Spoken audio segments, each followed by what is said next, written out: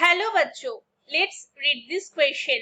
The question says initial several stages in succession.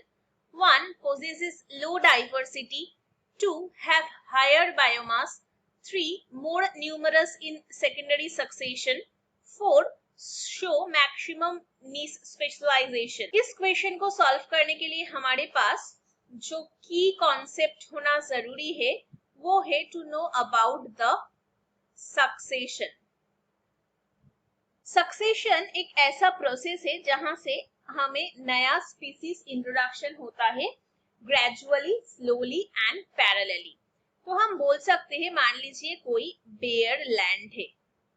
अभी ये bear land में जब पहला ऑर्गेनिज्म आएगा तो उसको हम बोलेंगे पायोनियर स्पीसीज।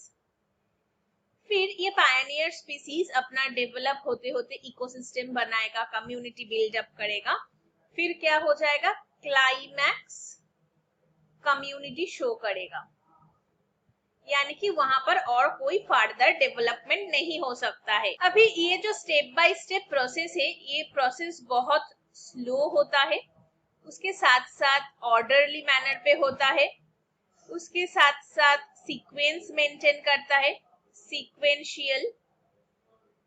तो और ये जो डिफरेंट डिफरेंट स्टेजेस है इसको हम बोलते हैं सेरल स्टेजेस। इस क्वेश्चन पे हमें बात करना है जो इनिशियल स्टेज यानी कि पायोनियर स्टेज होता है। तो जब पायोनियर स्पीसीज इंट्रोड्यूस होता है तो उस पर्टिकुलर लैंड के लिए जो डाइवर्सिटी है, डाइवर्सिटी यानी कि जो डिफरेंट डिफरेंट स्पीसीज के कॉम्बिनेशन में बनता है वो बहुत ही लो रहता है। अभी डाइवर्सिटी या फिर ऑर्गेनिज्म लो रहने की वजह से हमें लो बायोमास देखने को मिलेगा।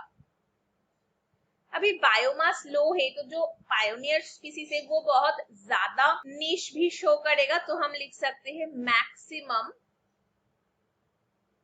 निश या फिर ब्रॉडर निश। जितना ज्यादा स्पीसीज आएगा उतना ही हर एक ऑर्गेनिज्म के लिए निश स्पेशलाइज होता रहेगा।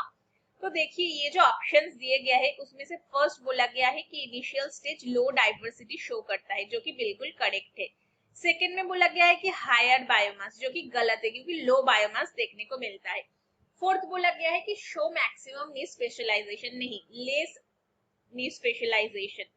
और थर्ड बोला गया है मोर न्यूमरस इन सेकेंडरी सक्सेशन, नहीं, जब सेकेंडरी सक्सेशन भी होता है तो पायोनियर जो स्टेज है, इनिशियल जो सेरल स्टेजेस होता है वो बहुत ही कम होता है। So the final answer is option 1. Hope you understood it well. Best of luck.